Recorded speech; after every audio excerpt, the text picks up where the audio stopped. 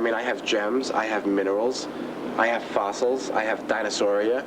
I even have items from outer space. People love this stuff. I mean, they walk through the whole dinosaur halls and they go, wow, cool. So here you could walk through these halls and see this stuff and say, wow, that's beautiful, and you could actually walk home with it. My name is David Herskowitz, and I'm the curator of the Natural History Auction here at Phillips Fine Art Auctioneers in New York City. I happen to like that one. I used to be in the gem business. I used to import and export gemstones. So when I started to deal with fossil dealers, it just kicked up the child in me, you know? Well, you got coprolite, you got dinosaur poop, you got dinosaur droppings, you got dinosaur turd, and hey, listen, you know, everyone gets a kick out of it, you know? I mean, a beautiful piece, a beautiful piece like such as this, I mean, it has formation. I'm Vito, the shark tooth guy. My name is Daryl Pitt. I am the curator of the Makovich collection of meteorites. My name is Henry Galliano. I'm the consultant for Phillips. I consult them not to do these things. This is rarer than any Rembrandt, you know? This is a complete paddle of an ichthyosaur. An ichthyosaur is a dolphin-like animal. This is a piece of Canyon Diablo. This is a fragment of the Peekskill meteorite. This is a meteorite that fell in Albin, Wyoming. I don't know. I think it's kind of aesthetic. I think it's kind of appealing. Yes, it's just a rock, but they're rocks from outer space. A lot of the items that I have in the auction actually come from private collectors. Some of them come from the paleontologists who find them, or, you know, people who actually find rocks in their backyard. It's going to be very interesting to see the reaction of the public to these objects of art, of natural art. I don't have time to get nervous. I don't have time to be excited. I'm nervous, you know. But don't worry, you'll never see me sweat.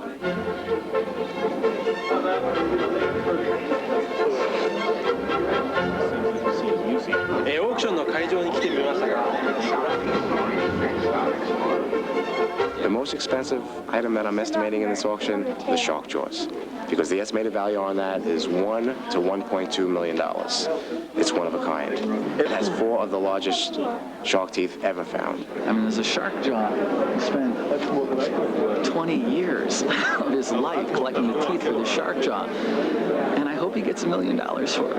I really hope he does. He deserves it.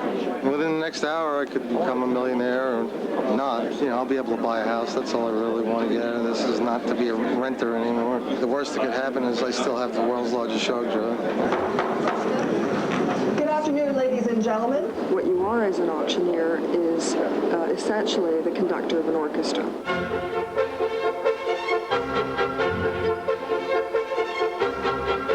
When I'm up in the rostrum actually taking the auction and I have to say out loud, the next lot is a lot of dinosaur droppings, I sometimes can't believe, the point at which my career stands at that moment. 282 is a collection of dinosaur droppings. There are people going in and on public lands and confiscating specimens and so forth and so on, and then putting them on the market for outrageous prices. Actually, by putting up a value on these items is important too. In the past, there's been no value to these things. I think when you put a value to something, people protect it. A lot of these specimens are valuable. They should, in fact, belong in a public institution rather than in private collections. Very few museums, even great ones like our museum, have the kind of resources to pay competitive prices for scientific objects. The FBI came to Phillips to confiscate the moon rock. There's only one withdrawn lot from today's auction, and that is lot number 127A. The FBI claims that people in the private sector should not own a piece of the moon. And NASA claims that they've never given out any of the lunar specimens from the Apollo program. So after the confiscation, the people who own the moon rock hired Alan Dershowitz to try to get the moon rock back. The United States government has seized the rock. This is a real case of the colonialist state seeking control over anything in outer space and everything in outer space versus the individual who is part of the universe as well. Lot number 270. You can't miss it. It's just behind me.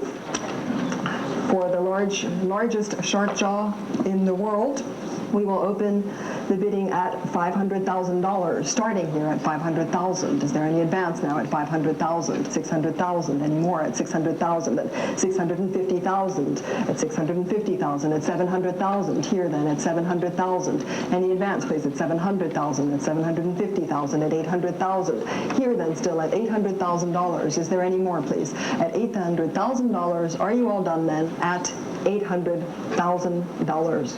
800,000. Not a millionaire today. Get to sell his shock jaws today, but I don't think that bothers Vito. Vito really would like his specimens to end up in a museum.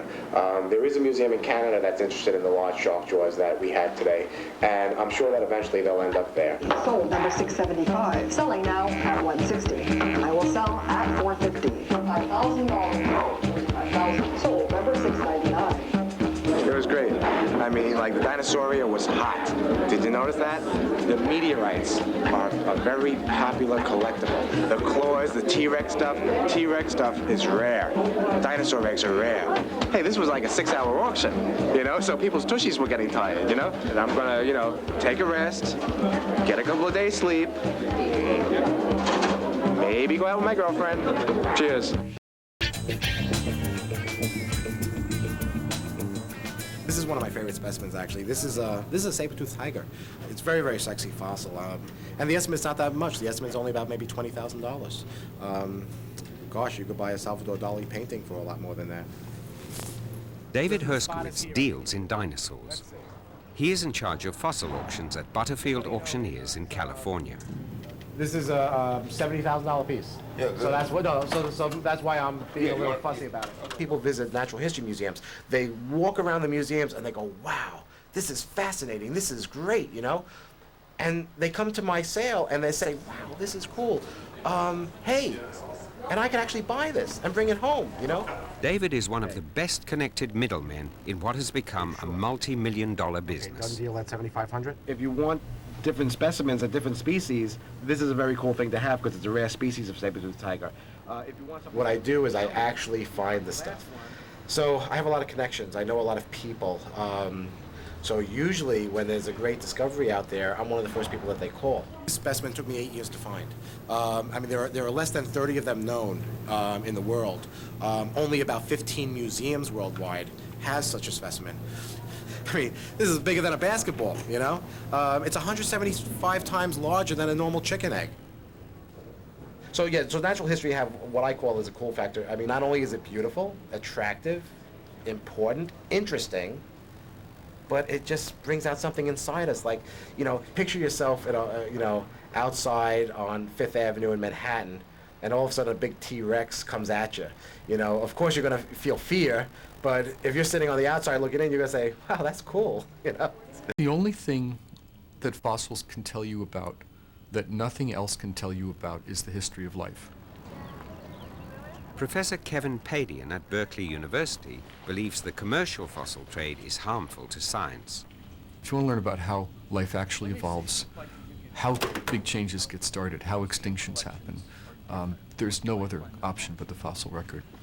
This is, to all intents and purposes, a drawer full of junk. All this stuff you see is kept together because it was found in the same place.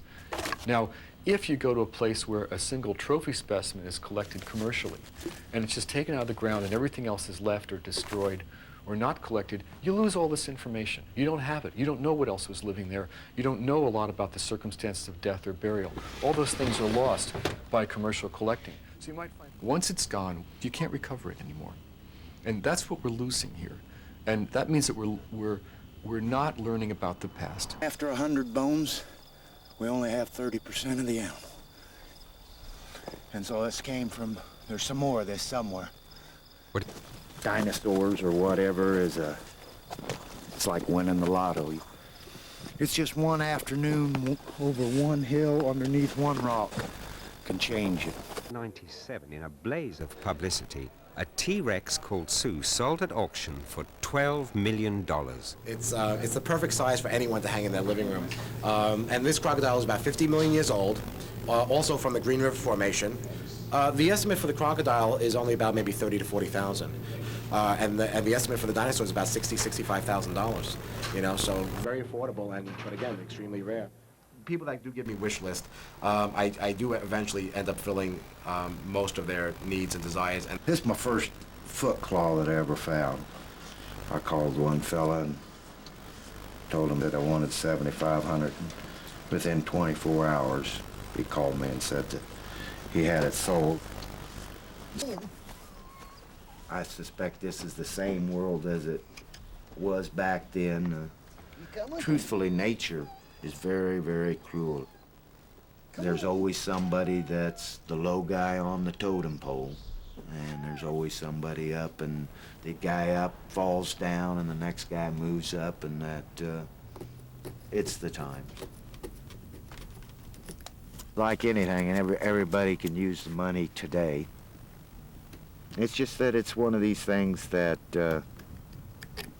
when you're dealing in dinosaurs, it just doesn't happen overnight.